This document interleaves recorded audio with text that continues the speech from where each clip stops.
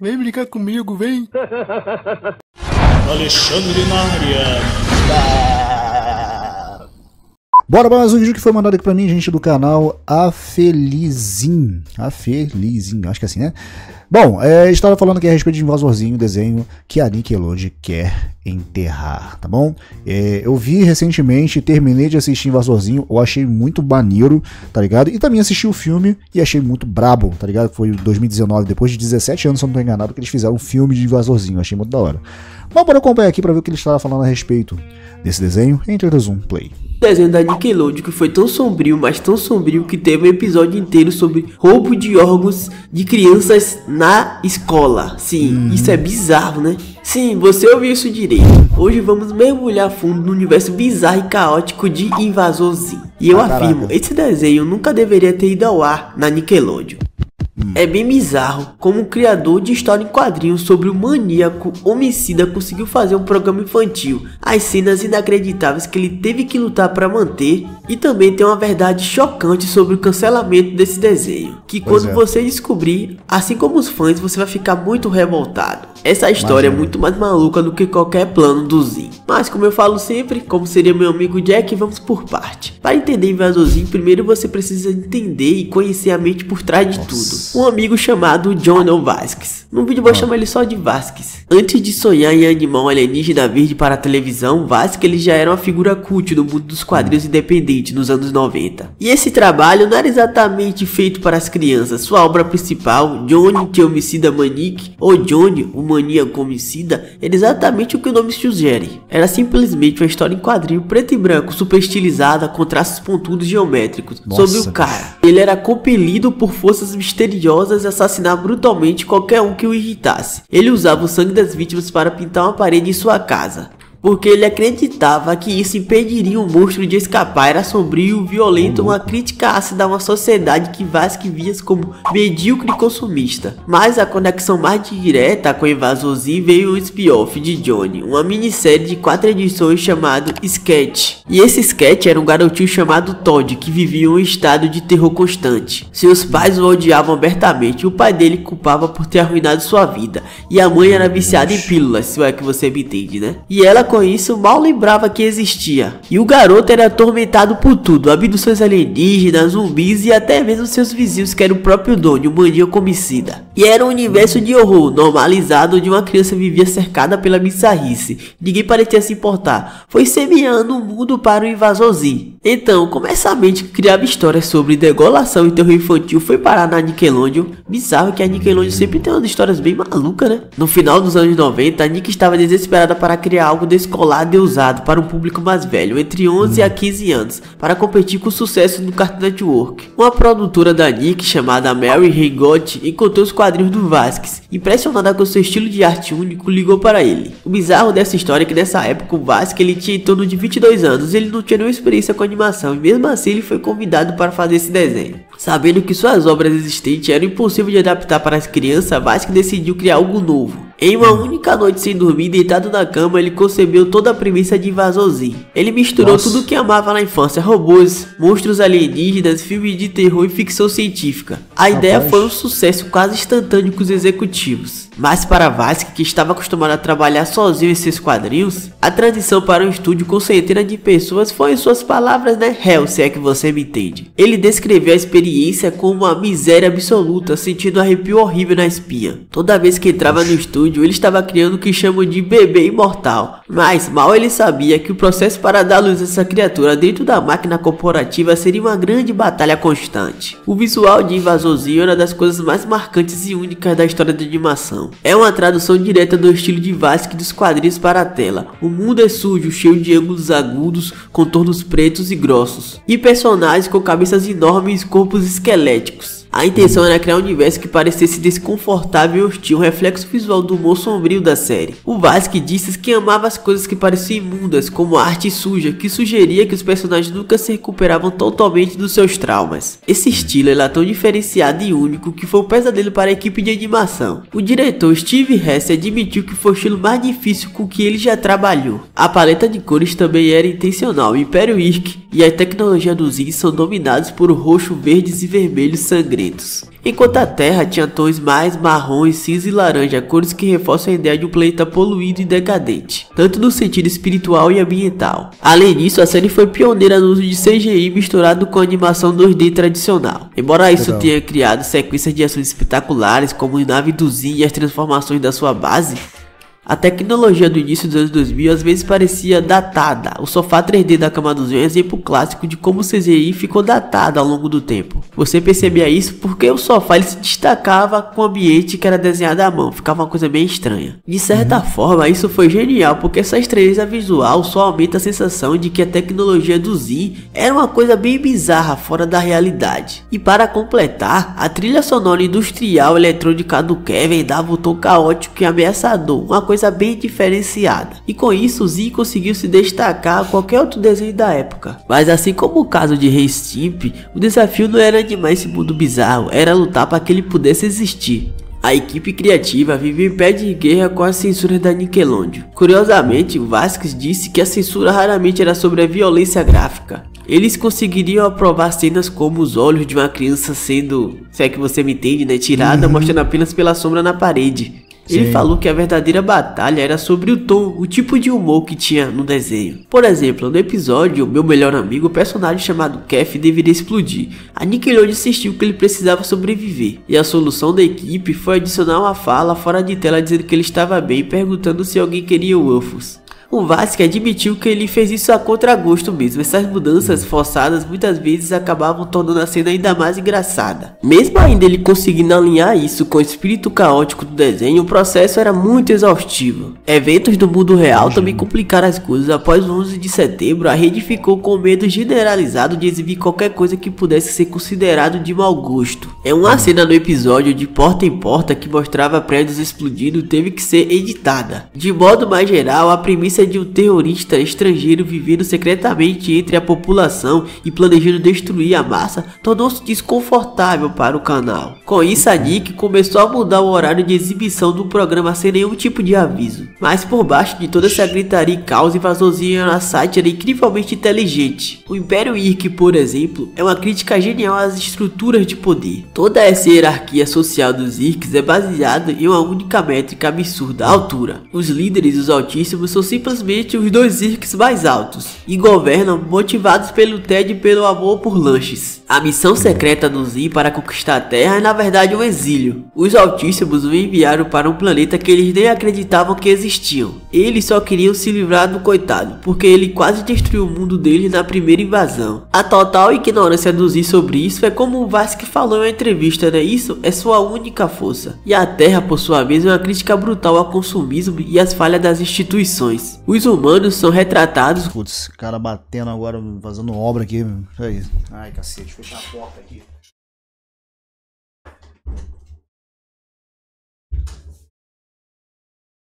Pô, bando de vagabundo, não estão vendo que eu estou em casa gravando vídeo? Não, pera.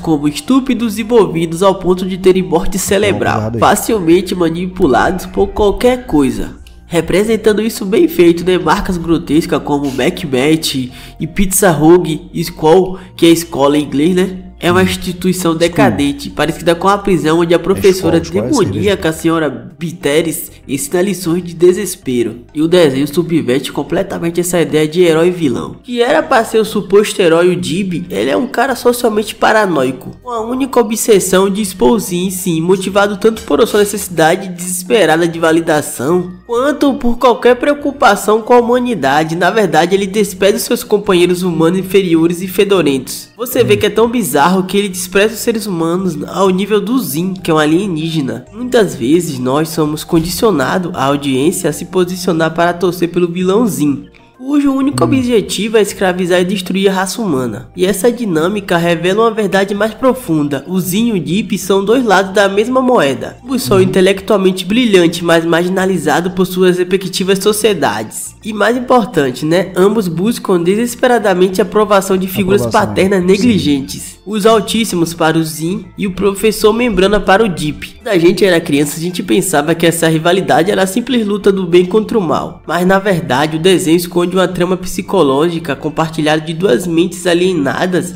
lutando por um pico de reconhecimento. O episódio captura todo esse espírito caótico desse desenho animado como um episódio chamado Colheita Sombria. A trama desse desenho é puro terror e bizarrice. Para enganar a enfermeira da escola, Zin começa a roubar os órgãos dos seus colegas e substituir com objetos aleatórios, como aspiradores de pó, uma caixa de música, qualquer coisa ele transformava. Esse episódio usa várias metáforas de filme de terror, como perseguições tensas e o horror corporal visceral, mas a bizarrice mais chocante fica pro final. Ao contrário da maioria dos episódios, Zin vence. Ele engana a enfermeira e a cena final mostra que as crianças, incluindo Deep, ficaram permanentemente mutiladas. Isso é bizarro. Deep agora mute como a vaca, porque o Zin substituiu seus pulmões. Esse episódio foi tão bizarro que se tornou o exemplo máximo de como a série empurrou os limites do que era aceitável na TV infantil. E frequentemente, né, claro que é incorreto falar isso, esses momentos bizarros, esses episódios é citado como motivo desse cancelamento. E agora vamos citar uma coisa bem estranha, o tal do cancelamento, né? Vamos aos fatos. Por anos, a lenda mais famosa foi a do Gir Sangrento. A teoria diz que a Nick descobriu imagens subliminares de uma versão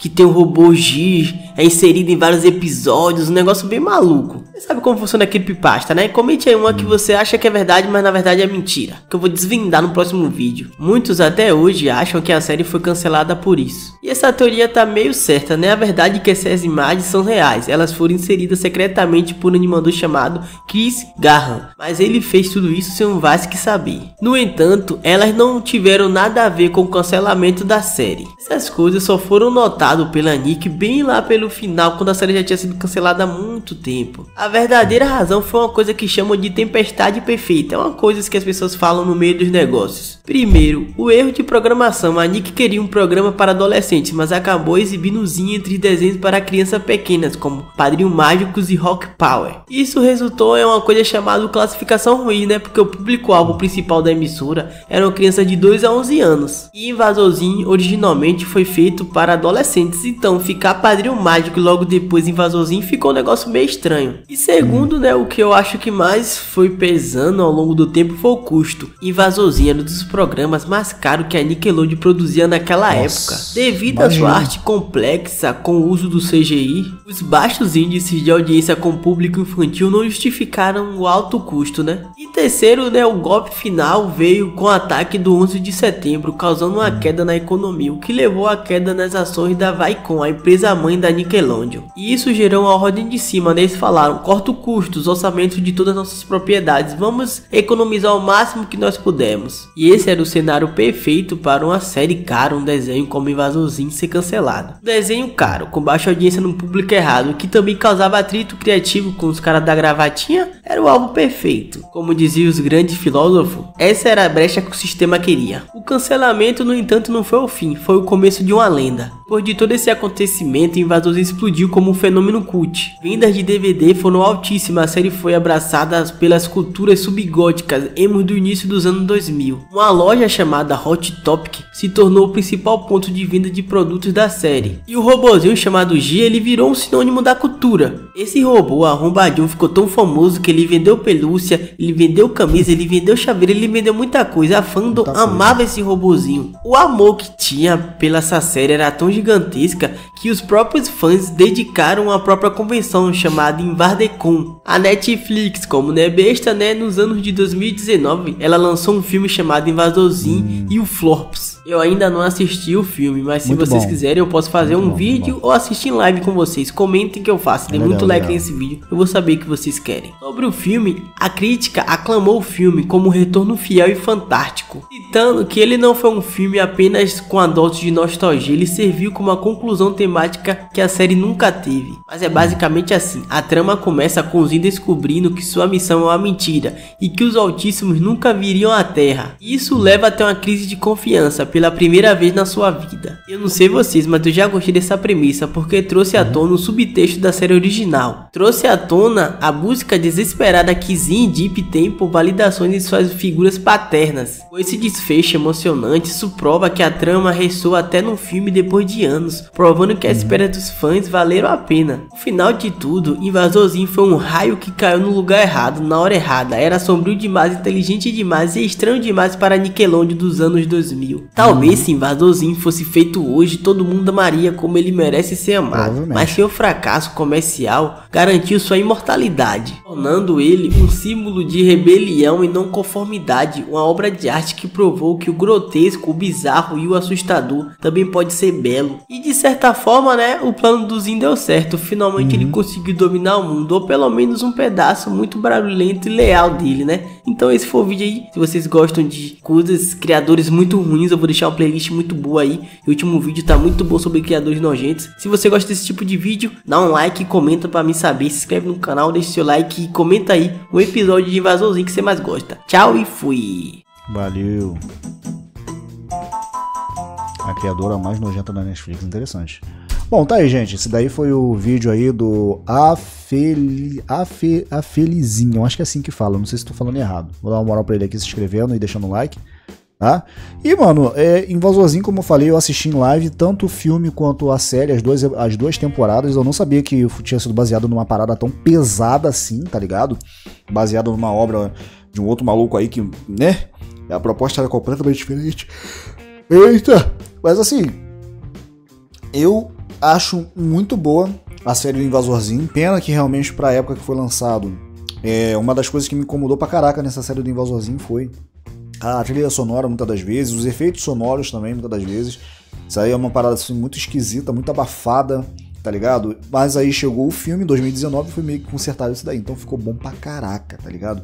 O Invasorzinho ele é bem diferente mesmo, tem uma temática muito mais inteligente pra criança, até pra adolescente também, de fato, mas, mano, é isso. Eu acho que se eu tivesse assistido na época, talvez eu gostaria de ter visto, mas como não tive como assistir na época, eu assisti com vocês em live e curti pra caraca, tá? Link desse vídeo na descrição, espero que tenham curtido, vou ficando por aqui, até a próxima e valeu!